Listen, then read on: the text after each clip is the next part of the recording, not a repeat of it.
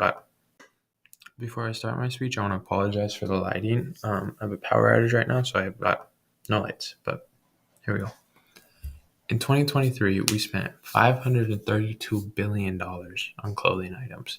Since 2021, that's a $41 billion, more than $41 billion increase, right? We spend more and more money on clothes that we just don't need, right? So that's why I did my project on a minimalist closet. Minimalist closet has the ability to improve our overall well-being, right?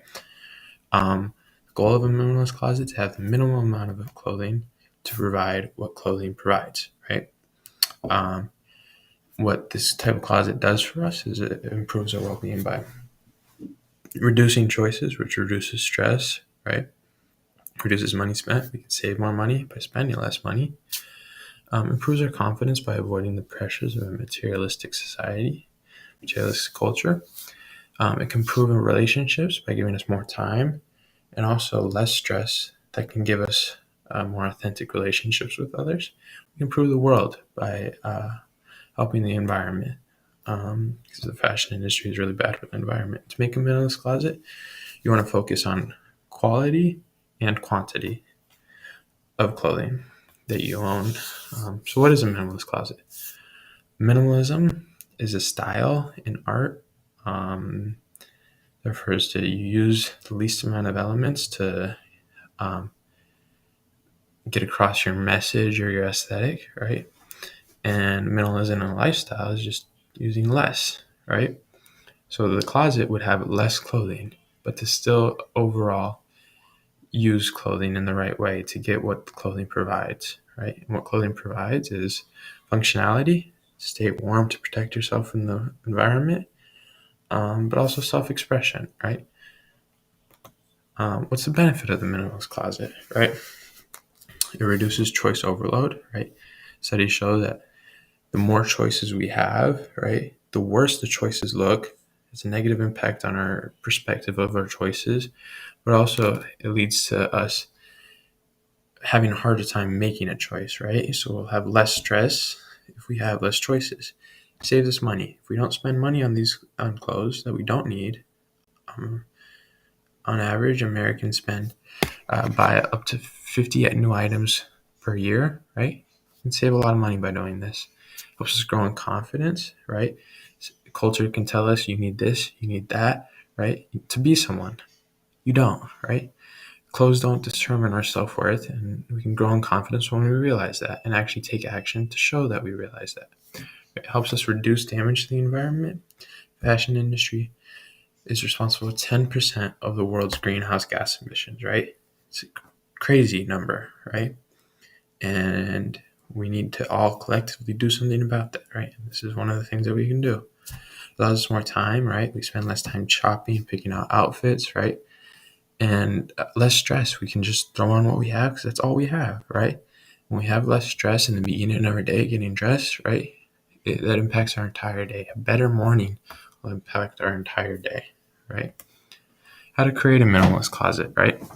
So Vogue says 75 to 74 to 85 pieces of clothing, depending on how many seasons you have, is sufficient, right?